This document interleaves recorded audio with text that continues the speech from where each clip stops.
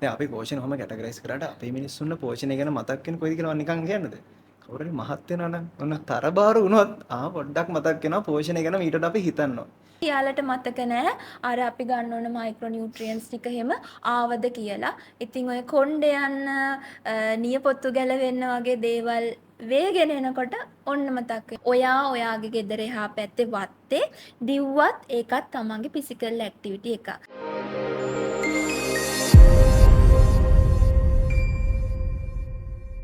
ඩවුන්ටවුන් media.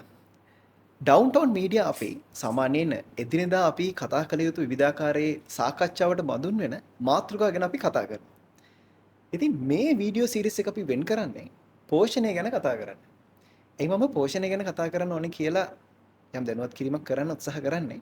අපි උදෑසන නැගිට වෙලාව ගත්තොත් අපි බෙඩ් ටී එකකින් පස්සේ උදෑසන ආහාර වේල, දවල් ආහාර වේල, රාත්‍රී ආහාර වේල සමහර විට මේ අතරමැද ආහාර වේලවල ඔස්සේ අපි අපේ ආහාර වේලවල් අපි ලබා ගන්නවා. හැබැයි අපි පෝෂණය ගැන අවබෝධයක් තියාගෙනද මේ ආහාර වේලවල් ලබා ගන්නේ. සමහරවිට මේ තියෙන නොදැනුවත් භාවය නිසාම විවිධාකාරයේ ලෙඩ රෝග වලට අපි බඳුන් වෙලා තියෙනවා. සමහරවිට ඒ සම්බන්ධව ඔබට අත්දැකීම් ඇති. ඉතින් මේ නිසා තමයි ඩවුන්ටවුන් මීඩියා අපි හිතුවේ මේ පෝෂණය ගැන අපි කතා කළ යුතුයි කියලා. ඉතින් මේ සම්බන්ධව කතා කරන්න අද මම එක් කරගෙන ඇවිල්ලා තියෙන්නේ මගේ විශ්වවිද්‍යාලයේ මිතුරියක්. ඇයි මේ වෙනකොට පෝෂණ වේදිනියක් විදිහට තමයි තම රැකියා කටයුතු කරගෙන යන්නේ. ඒ නමින් පෝෂණ වේදී පාරමී විරසිංහ. අයබෝවන්. ආයිබෝවන් නිරංග අපි කාලෙකින් තමයි මේ විදියට හම්බෙන්නේ. හැබැයි වැදගත් දෙයක් කතා කරන්න. අනිවාර්යයෙන්. මොකද අපි කැම්පස් එකෙන් පස්සේ මේ විදිහට හම්බ වෙනවමයි නේද? ඔව්. ඉතින් පාරමී මං මාතෘකාවට මුල පුරන විදිහට මං අදහසක් ගෙනාවුත් මේ පෝෂණය ගැන අපි කතා කරන්න ඕනේ ඇයි කියලා මං ඔබෙන් අහුවොත් ඔබ මොකද හිතන්නේ? පෝෂණය. අපි ජීවිතේ ජීවත් වෙනකොට අපේ එදිනෙදා වැඩ කටයුතු කරගෙන යනකොට අපට ශක්තිය අවශ්‍යයි. මේ ශරීරයත් මැෂින් එකක් වගේ. අපට ශක්තිය අවශ්‍යයි. මේ ශක්තිය අපි කොතනින්ද ලබා ගන්නෙ? අපි මේ ශක්තිය ලබා ගන්නෙ ආහාරවලින්. ආහාරවල අඩංගු වන සංඝටකවලට අපි කියනවා පෝෂ්‍ය පදාර්ථ කියලා. අන්න ඒකයි අපි පෝෂණය ගැන කතා කරන්න ඕන. අපි හරි ආකාරව අපේ ශරීරයට ශක්තිය අපේ මේ මැෂින් එක පණ ගන්නවන්න කොහොමද මේ ෆුවල් එක එන්නේ කියන එක ගැන දැනුවත් වෙන්න. ඇත්තටම දැන් පෝෂණය ගැන කියද්දී ඒක විවිධාකාර විදිහට අපිට පෝෂණය ලබා ගන්න පුළුවන්. සමහර අය අපි සමාජයේ කතා කරනවා නෑ ඔය මොනවා හරි කාලා යනවා නැත්නම් අර කියන්නේ නෑ මේ කහට උගුරක් බොමු සීනි ටිකක් එක. ඔතනත් මිනිස්සු හිතනවා බඩගින්න නිවුණා නම් අන්න පෝෂණය ලැබුණා කියලා. ඒක හරිද? බඩගින්න නිවෙන එක හරියාකාරව පෝෂණය ලැබුණ වෙන්න බැහැ. ඒකයි අපි අදත් මේ ඇවිල්ලා කතා කරන්නේ කොහොමද හරියටම පෝෂණය ගන්න කියන එක. අනිවාර්යයෙන්ම දැන් අපි පෝෂණය ගැන කතා කරද්දී පාරමී අපි අවබෝධ කරගන්න ඕනේ අපිට විවිධාකාරයේ ක්‍රමවලින් අපිට පෝෂණය ලබා ගන්න පුළුවන්. ඒතර මම කියවනම් අර බඩගින්න නිවනවා කියන එකයි පෝෂ්‍යදායී ආහාර වේලක් ලබා ගන්නවා කියන එක ඇත්තටම කාරණා දෙකක්. එතකොට සාමාන්‍යයෙන් අපි හිතන්න ඕනේ ගොඩක් වෙලාවට මේ පෝෂණය කියන කාරණාව ගොඩක් දේවල්ට සම්බන්ධ වෙනවා. සමහර විට ලෙඩ රෝග ගැන විතරක්ම නෙමෙයි. ඒක සමස්ත අපේ මේ දෛනික කටයුතු සියල්ලකටම මේ පෝෂණය සම්බන්ධ වෙනවා. දැන් මගේ අදහස තමයි අපි දැන් මේ පෝෂණය ගැන කතා කරද්දී අපි සමහර ලාවට හිතනවා නෑ ඔන්න ඔහේ මොන හරි පොඩි දෙයක් කාලා යමු. ප්‍රශ්නයක් නෑ. ඔය මේ බඩගින්න නිවුණා නම් ඇති. නැත්තම් මේ ඔතන ඔය කඩේ මොන හරි පොඩි දෙයක් කාලා යමු. අද අවුලක් නෑ ෂේප්. ඔය වගේනේ අපි මිනිස්සු හිතන්නේ. හැබැයි ඒක මොන වගේ ගැටලුවකට දෙන්නේ? පළවෙනියටම කියන්න ඕන බඩගින්න නිවෙනවා කියන්නේ පෝෂ්‍යදායී ආහාර වේලක් අපි ගත්ත කියන එක නෙමෙයි. ඒක ඒ වෙලාවට අපේ ගෑස්ට්‍රික් හෝමෝන් එක ගෑස්ට්‍රික් එන්සයිම් එක ආවයින් පස්සේ ගෑස්ට්‍රික් එන්සයිම් එක සමතුලිත කරන්න අපේ ආමාශය සමතුලිත කරන එක තමයි අපි කියන්නේ මොනවා හරි කෑවා කියන එක. හැබැයි පෝෂ්‍යදායී ආහාර වේලක් ගන්නවා කියන්නේ ඊට වඩා එතනින් එහාට ගියපු කාරණාවක්. පෝෂ්‍යදායී ආහාර වේලකිනුත් අපේ බඩගින්න නිවෙනවා. හැබැයි අපට අවශ්‍ය අර මැක්‍රෝ නියුට්‍රියන්ට්ස් ටික කියන්නේ මහා පෝෂක ඒ වගේම ශුද්ධ පෝෂක විටමින්ස් මිනරල්ස් සහ ෆයිබර්ස් මේ දේවල් හැමදේම සමතුලිත වෙච්ච ආහාර වේලක් තමයි පෝෂ්‍යදායී සමබර ආහාර වේලක් කියන්නේ. දැන් අපි ඔය වගේ දැන් ටර්ම් සමහර වෙලාවට අපිට පුරුදුයි. නමුත් අපේ මේ බලන් ඉන්න පිරිසට පුරුදු වෙන්න පුළුවන්. අපි මහා පෝෂක අපි ගත්තොත් ශුද්ධ පෝෂක ගත්තොත් මැක්‍රෝ මයික්‍රෝ නියුට්‍රියන්ස් ඒ වගේම ඔය විශේෂයෙන්ම කැලරි කියන එක. මේ කැලරි කියන කාරණා මිනිස්සු කල්පනා කරන මොකක්ද මේ කැලරි කියලා කියන්නේ. මොකක්ද කැලරි කියලා කියන්නේ? ඔය වගේ මට ඇහිලා තියෙනවා කියලා. ඉතින් අපි පොඩ්ඩක් මේ ටර්ම්ස් ටික පොඩ්ඩක් කතා කරලාම අපි පටන් ගමු අපි සාකච්ඡාව. ඒක මෙහෙමයි රංග. කැලරි කියන එක මම දැන් මුලින්මත් මේ සාකච්ඡාවේදී කිව්වා අපි මේ පෝෂණය ගැන කතා කරන්නේ අපේ ශරීරයට මේ දෙන ඉන්ධනය ගැන තමයි අපි මේ කතා කරන්නේ කියලා. මේ ඉන්ධනය කියන්නේ ශක්තියක්නේ. එතකොට මේ ශක්තියේ ඒකකය තමයි කැලරි, කිලෝජූල් කියලා කියන්නේ. එතකොට මෙහෙම දෙයක් තියෙනවා රංග. සමාජයේ සමහරත් නෙමෙයි බහුතර පිරිසක් හිතාගෙන ඉන්නවා පෝෂණය කියනකොට කැලරි ගැන විතරක් අපි කතා කරාමත් ඇති කියලා. ඒක එහෙම නෙමෙයි. පෝෂණය කියන්නේ කැලරි කවුන්ටින් විතරක් නෙමෙයි. මට ඒකත් පොඩ්ඩක් පොයින්ට් අවුට් කරන්න හිතුණා. දැන් මට තියෙන මේ මට තියෙන අත්දැකීමක් තමයි මේ සාමාන්‍යයෙන් අපේ මේ ජිම් වර්කවුට්ස් වල නැත්නම් අපි කතා කරත් එහෙම මේ අපි ව්‍යායාම වල නිරත වෙන අපේ පිරිස අවබෝධය තියාගෙන ඉන්න සාමාන්‍යයෙන් යාට දෛනිකව අවශ්‍ය වෙන කැලරි ප්‍රමාණය. ඒකේ සර්ප්ලස් එකක් හරි එහෙම නැත්නම් ඒකේ තියෙන ඩෙෆිසිට් එකක් හරි තියාගෙන ඒ කැලරිස් ප්‍රමාණය ඒගොල්ලෝ ගන්න උත්සාහ කරන විවිධාකාරී ක්‍රමවලින්. සමහර විට ඕන් උත්සාහ කරනවා ඒක සමහර හිතුවොත් අපි හිතමුකෝ දැන් ඔයාලට කැලරි 500ක මොකක් හරි හිගයක් තියෙනවා කියලා කැලරි 500 මම බර්ගර් එකක් හරි අද කනවා. හැබැයි ඒ කැලරි 500 එතනින් බැලන්ස් වුණාට පස්සේ තව මට ගන්න තියෙන කැලරිස් මෙච්චරයි. ඔය වගේ සමහරවිට මට අවබෝධ වෙලා තියෙනවා මොකක් හරි මෙතන තියෙන ප්‍රශ්නයක්. මෙතන මිත් එකක් තියෙනවා කියලා හිතනවා. ඔබ මොකද හිතන්නේ? කියන්නේ එහෙම ඒ අවබෝධයක් තියාගෙන අපි පිරිස වෙනුවෙන්. කැලරි කියන්නේ පෝෂණය නෙමෙයි. කැලරිත් ඒකේ අදාළ එක පොඩි ෆැක්ට් එකක්. හැබැයි කැලරි කියන එකම නෙමෙයි පෝෂණය කියලා කියන්නේ. පෝෂණය කියනකොට අපි සමබල ආහාර වේලක් කියනකොට අපට අවශ්‍ය කාබෝහයිඩ්‍රේට් අවශ්‍ය ප්‍රමාණය. ඒ වගේම ප්‍රෝටීන අවශ්‍ය ප්‍රමාණය. ෆැට් අවශ්‍ය ප්‍රමාණය. විටමින්, මිනරල්, ෆයිබර් ඒ හැමදේම එකතු වුණු දෙයක් තමයි මේ සමබර ආහාර වේලක් කියලා කියන්නේ. ඒතර කෙනෙක් ඉන්නවා නම් ජිම් වර්ක්අවුට් එකෙන් පස්සේ සර්ප්ලස් එකකට හරි ඩෙෆිසිට් එකකට හරි යන්න හැබැයි එයා කැලරි ගැන විතරක් හිතලා කැලරි ගන්නවා කියන අදිෂ්ඨානයෙන් ගොඩාක් ෆැටි තියෙන කෑම ෆැට් එක තියෙන කෑම ආහාරයට ගත්තොත් හැබැයි ඒ ෆැට් එකේ ට්‍රාන්ස් ෆැට් එකක් තියෙන්න පුළුවන්. ට්‍රාන්ස් ෆැට් කියලා කියන්නේ අපේ ශරීරයට අහිතකර මේදය. ඒ වගේම ඒ ගන්න කැලරි වැඩි ආහාරයේ සමහර විට ෆයිබර්ස්, විටමින්ස්, මිනරල්ස් මොනවත්ම නැති වෙන්න පුළුවන්. ඒ තියෙන ප්‍රමාණය ඉතාම සුළු ප්‍රමාණ වෙන්න පුළුවන්. එතකොට කියන්න බෑ අපට කැලරි ප්‍රමාණය සමතුලිත වුණු පලියට ඇත්තටම අපිට කියන්න බෑ සමබල ආහාර වේලක් ගත්ත සහ අර අනිකුත් සියලුම පෝෂක පදාර්ථ අපේ ශරීරයට අවශ්‍ය ප්‍රමාණයෙන් දවසට අවශ්‍ය ප්‍රමාණයෙන් ගියා කියලා. අපි දැන් ඔය මේ පෝෂණය ගැන කතා කරද්දී විශේෂයෙන්ම මේ ළමයි ඒ වගේම අපි ගත්තොත් එහෙම අපි ගත්තොත් අනිත් පිරිසක් ඉන්නවා වැඩිහිටියෝ. ඒ වගේම සමහර අසනීප වලට ගොදුරු වෙච්ච අය ඉන්නවා. ඒ වගේම මේ අපි ගත්තොත් එහෙම ප්‍රෙග්නන්ට් වුමන් අපි කතා කරනවා මේ ගර්භණී ස්ත්‍රියක් අපි ගත්තොත් ගර්භණී කාන්තාවක්. එතකොට මේ වගේ විශේෂ පිරිසක් ඉන්නවා අපි මේ පෝෂණය සම්බන්ධ විශේෂයෙන්ම කතා කරනවා. එතකොට අපි කොහොමද මේක බෙදා වෙන් කරගන්නේ පාරමී? අපි මේ අංශ වලට යද්දී මේ සම්බන්ධව විශේෂයෙන්ම අපි අවබෝධයක් තියාගන්න ඕනද? අපි ගත්තොත් අපි ජීවිතේ විවිධාකාරී අපිට අවදීන් අපි පහු කරනවා. එතකොට මේ අවදීන් වලට අපිට මේ හැම අවධියකම අපිට තියෙන්න ඕනේ පෝෂණය ගැන මොකක් හරි අපිට යම් ආකාරයක හෝ අවබෝධයක් තියෙන්න ඕනේ. එතකොට තමයි අපිට තේරෙනවා මෙතනදී මම ඊට වඩා මේ පෝෂණය ගැන හිතන්න ඕනේ. ඔබ මොකද ඔබේ අදහස ඒ සම්බන්ධව? ගොඩාක් සමාජයේ පිරිස හිතාගෙන ඉන්නවා මේ වැඩිහිටි අපට කියන්නේ වැඩිහිටි සාමාන්‍යයෙන් අවුරුදු 18 පැනපු අපට ගැළපෙන එකම තමයි පොඩි දරුවටත් ගැළපෙන්නේ. අත දරුවටත් ගැළපෙන්නේ. ඒ වගේම අර ඉන්න සීනියර් සිටිසන්ස්ලා ඉන්නවා අපේ රටේ අවුරුදු 60න් පස්සේ අය ඉන්නවා. මේ විවිධාකාර ලෙඩ රෝග තියෙන අය ඉන්නවා. මේ හැමෝටම ගැළපෙන්නේ එකම දේ කියලා අති බහුතරය හිතන් ඉන්නවා. මොකද ඒකට හේතුව හරියට මේ පෝෂණය කියන එක ගැන මිනිසුන්ගේ ඔළුවට ගිහිලා නැති නිසා. හැබැයි මේ පෝෂණය කියන එක මේ ආහාර ගන්න රටාව හරියට ගන්නෙ කොහොමද කියන එක වයසෙන් වයසට ලෙඩෙන් ලෙඩට ඒ වගේම එයා කරන රැකියාවෙන් රැකියාවට පවා ඒ වගේම එයා ජීවිතේ මේ කාලය තුල පාස් කරන සමහර අවදීන් තියෙනවා. කියන්නේ සමහර වෙලාවට ඉන්නවා අපේ ලේඩීස්ලා ප්‍රෙග්නන්ට් අය. ඒකට ප්‍රෙග්නන්ට් කාලේ ගන්න ඕන එක විදියක්, ආෆ්ටර් ප්‍රෙග්නන්සි ගන්න ඕන කෑම තව විදියක්. එතකොට ඒ දේවල් එකිනෙකට වෙනස් වෙනවා. හැමෝටම ගැළපෙන දේ, ගෙදර හැමෝම කන දේ අරයට ගැලපෙන්නේ නැහැ. මොකද අපි යාට විශේෂ සැලකිල්ලක් දෙන්න ඕනේ ඒ කාලෙදී. එතකොට පෝෂණය කියන දේ මෙන්න මේ විදිහට කැටගරයිස් වෙනවා විවිධාකාර විදියට. දැන් අපි පෝෂණ ඔහම කැටගරයිස් කරාට අපේ මිනිස්සුන්ට පෝෂණය ගැන මතක් වෙන කොයිද කියලා නිකන් කියන්නද? කවුරු හරි මහත් වෙනවා නම් ඔන්න තරබාරු වුණොත් පොඩ්ඩක් මතක් වෙනවා පෝෂණය ගැන ඊටට අපි හිතන්න ඕනේ. එතකොට මේ තරබාරුකම කියලා කියන්නේ එතකොට මේ තියෙන අවධි හතරේ මොන අවධියක උනත් ඇති වෙන්න පුළුවන් තත්ත්වයක්. ඒතකොට ඒ වගේ මේක විශේෂ ඒ කියන්නේ තවත් ලෙඩ රෝග ගණනාවකට හේතු වෙනවා. ඉතින් අපි ඒකත් මතක් කරමු මේ වෙලාවේ අනිවාර්යයෙන්. තරබාරුකම කියන සම්බන්ධව කොහොමද මේ පෝෂණයේ තරබාරුකමයි සම්බන්ධ වෙන්නේ? ඔව්.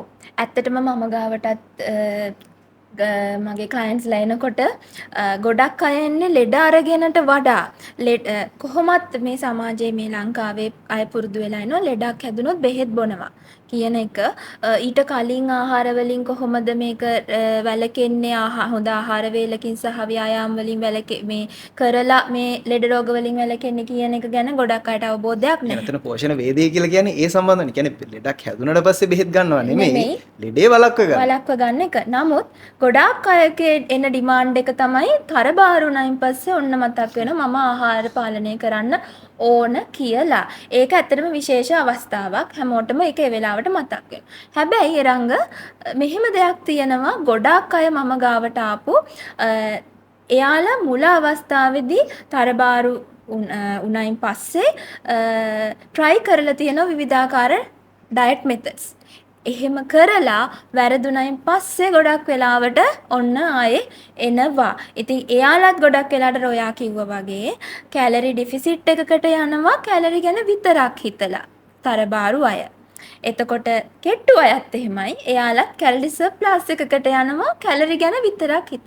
හැබැයි එයාලට මතක නැහැ අර අපි ගන්න ඕන මයික්‍රෝ නියුට්‍රියන්ට්ස් ටික එහෙම ආවද කියලා. ඉතින් ඔය කොණ්ඩේ යන නියපොත්තු ගැලවෙන්න වගේ දේවල් වේගෙන එනකොට ඔන්න මතක් වෙනවා අපි මේ වැරදි කියලා. පෝෂණය කියන එක අපි ගත්තොත් එහෙම අපි මේ අපේ රූපය සම්බන්ධවත් අපි දැන් ඇත්තටම ගොඩක් වෙලාවට අපි පෝෂණය ගැන මිනිස්සු පොඩ්ඩක් එක කන්සර්න් වෙන්නේ ඔය මේ රූපය ගැන. එහෙම නැත්නම් තමන්ගේ බාහිර හැඩරුව ගැන කතා කරනකොට තමයි. අපි පොඩ්ඩක් අපි වෙන් කරගන්න ඇත්තටම නේද? ඒ කියන්නේ මේක විවිධ අවදි වලට පෝෂණය අවශ්‍ය නේ. ඒ වගේම මේ රූපය ගැන කතා කරද්දිත් අපිට පෝෂණය අවශ්‍ය නෝ. මොකද හිතන්නේ ඒක ගැන ඒ කාරණාව සමග කියන්නේ රූපය විතරක්ම නෙමෙයි පෝෂණය කියලා කියන්නේ තව ගොඩක් පැති තියෙනවා අපි හිතනවා.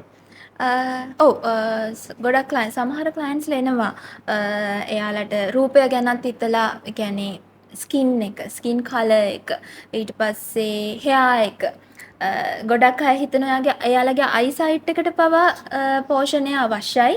ඒතකොට එහෙම හිතන අය පිරිසක් දැනට ලංකාවේ බිහි වෙමින් ඉන්නවා. නැත්තේ නෑ.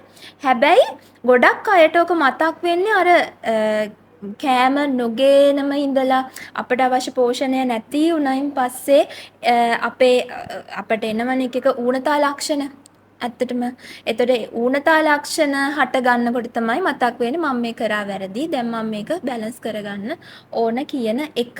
අපි මේ වගේම පාරමී මට දැන් ඉස්සෙල්ලත් මට මේ මතක් වුණේ අපි දැන් ඇත්තටම මේ අපි ලෙඩක් හැදුනට පස්සේ බෙහෙත් ගන්නවට වඩා ලෙඩ හැදෙන්න කලින් අපි ඒක වළක්ව ගන්නවා කියන කාරණාව තමයි අපි ඇත්තටම මේ පෝෂණ විද්‍යාව තුළ ගොඩක් වෙලාවට අපි ජනතාව දැනුවත් කරන්නේ. පොඩ්ඩක් අපි ඒක මාතෘක අපි ඒක වෙන් කරලා දෙමු නේද? කියන්නේ සමහර විට මේ පෝෂණ වේදී කියන්නේ තවත් මොකක් හරි මේ මොකක් හරි මේ බෙහෙත් දෙන ක්‍රමයක් වෙන්න ඇති. සමහරට එහෙම අවබෝධයක තියෙන මිනිස්සුන් දැන් තියෙන විවිධාකාරයේ බටහිර ක්‍රමයේ වෛද්‍ය ප්‍රතිකර්ම. එතකොට එහෙම ඊට අමතරව අපි ගත්තොත් එහෙම විවිධාකාරයේ අපි අහලා තියෙනවා වෛද්‍ය ප්‍රතිකර්ම. හැබැයි පෝෂණ වේදී කියලා කියන්නේ එහෙම වෛද්‍ය ප්‍රතිකර්මයක් නෙමෙයි. අපි චොට්ටක් පෝෂණ වේදය ගැනත් පොඩක් මතක් කරමු නේද? මෙහෙමයි. ගොඩාක් මිනිස්සු ලංකාවේ පුරුදු වෙලා ඉන්නේ අපි කලිනුත් කිව්වා වගේ ඔබ කිව්වා වගේම ලෙඩ වුණායින් පස්සේ බෙහෙත් ගන්න. හැබැයි ඔයාලා දන්නවද දන්නේ නැහැ. ඔයා නම් අහලා ඇති. හැබැයි අපේ ප්‍රේක්ෂකයෝ දන්නවද දන්නේ පිට රටවල් වල විශේෂයෙන්ම NCDs non communicable diseases බෝ නොවන රෝග හැදිලා ඉස්පිරිතාලෙට ගියයින් පස්සේ මුලින්ම බෙහෙත් තුණ්ඩුවක් ලියලා දෙන්නේ නැහැ. එයාලට මුලින්ම දෙනවා පෝෂදායී ආහාර වේලක් ගන්න කියලා උපදෙස් ගන්න කියලා මුලින්ම පෝෂණ වේදියට ඩයටිෂියන් කෙනෙක්ට දානවා. ඒ වගේම තමයි කෝච් කෙනෙක්ට ෆිට්නස් කෝච් කෙනෙක්ට යොමු කරනවා එයාගේ ෆිට්නස් පැත්ත හදාගන්න කියලා. මොකද දැන් ලංකාවේ ගොඩක් ෆිට්නස් එකයි මෙඩිකල් කියන දේ එකට යන්නේ නැහැ. හැබැයි පිට රටවල් වල ඔක වෙනස්. මේ දෙක එකට යනවා. එතකොට කෝච් කෙනෙක්ට දානවා එයාගේ ශරීරයේ ඉතුරු ෆිසිකල් ඇක්ටිවිටීස් ටික හදා ගන්න. එතකොට එයාලා try කරලා බලනවා ડોක්ටර්ස්ලා මේක බෙහෙත් නොදී පාලනය කරගන්න පුළුවන්ද කියලා. මුකුත්ම කරගන්න බැරි වුණොත් අන්තිම අදියරේදී තමයි බෙහෙත් වලට මේ පිල්ස් කියන දෙයට යොමු වෙන්නේ. ඒක හරි. දැන් අපි පෝෂණ වේදී කියලා කියන්නේ ඇත්තටම ලෙඩ රෝග වෙන්න කලින් අපි වළක්ව ගන්න එක තමයි පෝෂණ වේදීදී අපි බලාපොරොත්තු වෙන්නේ. ඒ වගේම දැන් අපි අර ඉස්සෙල්ලා කතා කරා දැන් අර සමහර අය අපි weight loss කරන්න ඔය skipping meals එහෙම නැත්නම් සමහරලා වෙලාවට මම අහලා තියෙනවා මේ මම උදේට වතුර එකක් විතරයි බොන්නේ. සමහරවිට මම ඊට පස්සේ ආයි කෙලින්ම දවල් ආහාර වේලට යනවා. සමහර වෙලාවට ඇත්තටම මේක පොදුවේ බලපාද්දී සමහරට ප්‍රශ්නයක් නොවෙන්න පුළුවන්. නමුත් මොකක් හරි විශේෂ ලෙඩ රෝගයක් තියෙන කෙනෙක්ට අර අනිත් අය කරපු නිසා මම මෙහෙම කරොත් මටත් බර අඩු වෙයි කියලා හිතුවට හැබැයි ඇත්තට මෙයාට මොකක් හරි වෙන අසනීපයක් තියෙනවා නම් එයාට ඒක ඊට වඩා ගොඩක් භයානක විදිහට බලපාන්න පුළුවන්. අපි පොඩ්ඩක් ඒකත් මතක් කරමු නේද? ඔව් ගොඩාක් අයට තියෙන දෙයක් තමයි යාලා ඇත්තටම පෝෂණ වේදිනියක් හෝ ඒක ගැන එක්ස්පර්ට් කෙනෙක්ගෙන් උපදෙස් ගන්නේ නැතුව එක්කෝ තමන්ගේ යාළුවගෙන් තමයි මුලින්ම අහන්නේ මම මොකක්ද මේකට කරන්න කියලා. ඒතකොට යාළුවා කරපු දේ එයා කියනවා. යාළුවා කරපු දේ එයා ඉතින් කියනවා මම මෙහෙම කරලා තමයි හරි ගියේ කියලා. හැබැයි ඒකම ඔයා කිව්වත් වගේ රංග තව කෙනෙක්ට හරියන්නේ නැහැ. මොකද අපි පෝෂණ වේදේදී ඇත්තටම අපි ගාවට ක්ලයන්ට් කෙනෙක් ආවයින් පස්සේ අපි යාගේ බර උස විතරක් නෙමෙයිම ඉන්නේ. අපි යාගේ මෙෂර් කරනවා ෆැට් ලෙවල් එක ඊට පස්සේ යාට මොනවා හරි ඌනතා ලක්ෂණ ඒ අවස්ථාවේදී තියෙනවද කියන එක. එතකොට යාගේ මෙඩිකල් රිපෝට්ස් මේ හැම දෙයක්ම ඇනලයිස් කරලා තමයි අපි ඩයට් එකකට යන්නේ. එතකොට යාළුවා කිව්වා කියලා මේ කරන්න හරියන්නේ නැහැ නේද? හරියන්නේ නැහැ. මොකද යාළුවට සමහර විට බ්ලඩ් රිපෝට් වල මොනවත්ම ප්‍රශ්නයක් නොතිබෙන්න පුළුවන්. හැබැයි ඔයාට තියෙන්න පුළුවන්. එතකොට යාළුවත් නැහැ අමාරු වැටුණු වෙලාවට. අනික දැන් උතනදී අපි මෙටබොලිසම් එක ගැන හිතන්නත් ඕනේ. සමහර විට මගේ මෙටබොලිසම් එක නෙමෙයි වාගේ තියෙන්නේ. එතකොට මේ දේවල් එක්ක අපි හිතන්න ඕනේ මීට වඩා මේ එයාගේ මෙතඩ්ස්ම මට හරියයිද? මෙටබොලිසම් එක කිව්වම ඊළඟ මම මතක් කරන්න කැමතියි දැන් අපේ ස්ලීපින් සයිකල් එක තියෙනවානේ. එතකොට මේ ස්ලීපින් සයිකල් එක එතකොට ඒ අදාළ පුද්ගලයා කරන රැකියාව එතකොට එයාට ගෙදර තියෙන තත්ත්වයේ පාරිසරික තත්ත්වයේ ස්ට්‍රෙස් එක ඒ දේවල් මත මෙටබොලිසම් එක වෙනස් වෙනවා. එතකොට අපි පෝෂණ වේදිනියක් විදියට අපි ආව වාඩි කරගෙන අපි යාගේ හැමදේම අහනවා. අහලා තමයි අපි ඩයට් එකකට යන්නේ. අර හැමෝම කරන දේ තමන්ට ගැලපෙන්නේ නැහැ. දැන් ඒ වගේම දැන් අපි ගත්තොත් ඔය දැන් ෆිසිකල් ඇක්ටිවිටි කියන පැත්ත අපි පොඩ්ඩක් කතා කරන්න ගත්තා. එහෙම නැත්නම් අර පිටරටවල වල ෆිට්නස් ට්‍රේනර් කෙනෙක් ගොඩක් වෙලාවට මේ ෆිට්නස් ට්‍රේනර් කෙනෙක්ගේ සපෝට් එක ගන්න ගැන කතා කරනවා. එතකොට අපි දැන් හිතද්දි අපිට එන අවබෝධයට එන කාරණාව තමයි දැන් මට ජොබ් එක තියෙනවා. මට ළමයින්ගේ ප්‍රශ්න තියෙනවා. මට තව වැඩ ගොඩක් තියෙනවා. මට ඔය ආසේ ජිම් යන්න වෙලාව නැහැ. හැබැයි ජිම් යන එක විතරක් නෙමෙයි ෆිට්නස් කියලා කියන්නේ. අපි පොඩ්ඩක් ඒක මතක් කරමු නේද? ඇත්ත එරංග හොඳ ප්‍රශ්නයක් යොමු කරේ. ගොඩක් අය හිතනවා ජිම් යනවා කියන එක තමයි ෆිට්නස් කියලා කියන්නේ. අපි ගාවට මම ගාවට අය ආවමත් එයාලා කියන්නේ මට ලෙක්චර්ස් මට වැඩ මම මෙහෙම නයිට් ෂිෆ්ට් කරන්නේ ඒ වගේ දේවල් කියනවා. ජිම් ඇරලා නැහැ මම වැඩ ඉවර වෙන වෙලාවට කියන අය ගොඩක් ඉන්නවා. හැබැයි ෆිට්නස් කියන්නේ ජිම් යන එක විතරක් නෙමෙයි. ෆිට්නස් කියන එක තමන්ගේ ඒ අවස්ථාව ඒ කියන්නේ තමන්ගේ කාලයට අනුරූපව එක හදා ගන්න පුළුවන්. ඔයාගේ ගෙදර එහා පැත්තේ වත්තේ දිව්වත් ඒකත් තමන්ගේ ෆිසිකල් ඇක්ටිවිටි එකක්. ඇවිද්දත් ඒකත් ෆිසිකල් ඇක්ටිවිටි එකක්. දැන් අර හොඳ ට්‍රෙන්ඩ් එකක් කරලා දෙන ස්ටෙප් දවසට ස්ටෙප් කවුන්ට් එකක් තියා ගන්නවා කියලා. ඒක ඇත්තටම වටිනවා. ගොඩක් වටිනවා ඒක. මොකද ගොඩක් අය දැන් යොමු වෙලා තියෙනවා ෆිට්නස් ඇක්සසරිස් පාවිච්චි කරන්න. එතකොට තමන් ඒ දවස තුල බර්න් කරන කැලරි ප්‍රමාණය ඒ ඇක්සසරිස් වල මෙන්ෂන් වෙනවා. ඒතර ඒකත් ඊටාම හොඳ ක්‍රමයක්. ඉතින් ජිම් යනවා කියන එකම විතරක් නෙමෙයි ෆිට්නස් කියලා කියන්නේ. ඒක තමන්ට ගෙදරදි කරන්න පුළුවන්. ඒ වගේම YouTube වීඩියෝ එකක් බලාගෙන ගෙදර තමන්ගේ තියෙන පුංචි කාමරේ පොඩි ස්පේස් එක ඇතුලේ තමන්ට දෙයක් කරගන්න පුළුවන්. උනන්දුවයි කැපවීමයි විතරයි අවශ්‍ය තමන්ගේ ෆිට්නස් ජර්නි එකට. දැන් අපි එතකොට ෆිට්නස් ගැන කතා කරා. අපිට පස්සේ පෝෂණය ගැන යම් අවබෝධයක් කතා කරා. අපි චුට්ටක් කර ස්ට්‍රෙස් මැනේජ්මන්ට් ගැන කතා කරමු. ඒක ගොඩක් වෙලාවට දැන් අපි අර ස්ට්‍රෙස් එක වැඩි වුණොත් ඔය කිසිම දෙයකට අපි ඔළුව යන්නේ නැහැ. හැබැයි ස්ට්‍රෙස් එකත් අපි බැලන්ස් කරගෙන තමයි අපි මේ එදිනෙදා ලයිෆ් එක අපි කොහොමද හැන්ඩල් කරගන්න ඕන, අපි කොහොමද මේ ලයිෆ් එක මැනේජ් කරගන්න ඕන කියලා අපි අවබෝධ කරගන්න. ස්ට්‍රෙස් එක ගැනත් අපි විශේෂයෙන්ම චුට්ටක් මේ මතක් කරනවා. ස්ට්‍රෙස් එකත් අපි මැනේජ් කරගෙනම තමයි අපි මේ හැමදේම කරන්න ඕනේ කියන එක. ස්ට්‍රෙස් එක කියන දේ අපි ඕනම කෙනෙක්ට, මගේ මතය අනුව ඕනම කෙනෙක්ට විවිධාකාර කාලවලදී එන්න පුළුවන්. විවිධ විදියට සහ විවිධ මට්ටමින්. ඔයාට තියෙන ස්ට්‍රෙස් ලෙවල් එක නෙමේ මට තියෙන්නේ. හැබැයි ඒක අපි දෙන්නටම දැනෙන විදිය සමාන වෙන්න පුළුවන්. ඒක ටොලරබිලිටි කියන දේ එකිනෙකාට වෙනස්. මං ගාවටත් ගොඩක් වෙලාවට ක්ලයන්ට්ස්ලා එනවා මට ස්ට්‍රෙස් කියාගෙන එන අය ඉන්නවා. සමහර අය ඇත්තටම ස්ට්‍රෙස් වෙන්නේ තමන්ගේ ශරීරය ගැනම තමයි. يعني යා තරබාරුයි නම් එයාට දැනෙනවා ස්ට්‍රෙස් එක. එයා ගොඩාක් self conscious. ඒ කියන්නේ තමන්ගේ ශරීරය ගැන ඕනටත් වඩා හිතන අය ඉන්න. ඒකත් එක්තරා විදිහක ස්ට්‍රෙස් එකක්. එතකොට පෝෂණ වේදිනියක් විදිහට අපිට තියෙනවා food psychology, nutrition psychology කියලා පැත්තක්. එතකොට අපි ඒ දේවල් තමයි පාවිච්චි කරන්නේ ඒ ක්ලයන්ට්ව food පැත්තෙන් කවුන්සලින් කරන්නේ. කියන්නේ යාට ඒ පැත්තක් දෙන්න ඕන. මොකද තමන්ගේ ශරීරයේ හැඩය ගැන හිතලා එයා වොරි වෙන නිසා. එතකොට සමහර අය ඉන්නවා මං කෙට්ටුයි කියලා වොරි වෙන අය. එතකොට සමහර අය ඉන්නවා ඇත්තටම තමන්ගේ වර්ක් ලෝඩ් එක බැලන්ස් කරගන්න බැරුව ස්ට්‍රෙස් වෙන අය ඉන්නවා. නැත්තම් ෆැමිලි ප්‍රොබ්ලම්ස් තියෙන අය ඉන්නවා. හැබැයි මම අත්දැකපු දෙයක් තමයි අපිට පුළුවන් නම් වර්ක් අවුට් කරන්න. මෙන්න මේ ස්ට්‍රෙස් එක කියන දේ ඇත්තටම ගොඩාක් පාලනය වෙනවා. මොකද වර්කවුට් එකකින්, ෆිට්නස් ට්‍රේනින් එකකින් සහ බැලන්ස් මීල් එකකින් අපේ ශරීරයේ ඩොපමින් ලෙවල් එක හයි වෙනවා. අපිට මේ ඩොපමින් නැති නිසා තමයි ඒක අඩුවීම හින්දා තමයි මිනිසුන්ට ස්ට්‍රෙස් එක එන්නේ. එතකොට මේ ෆිට්නස් කියන එකෙන් අපි ට්‍රේනින් වෙනකොට, අපි වර්කවුට් එකක් කරනකොට අපේ පැය එකමාරක් අපේ කාලය එකට යෙදුවයින් පස්සේ අපිට හොඳට නිින්ද යනවා. අපිට හොඳට කන්න පුළුවන්. ඒ වගේම හොඳට පිරිසිදුව ඉන්න හිතෙනවා.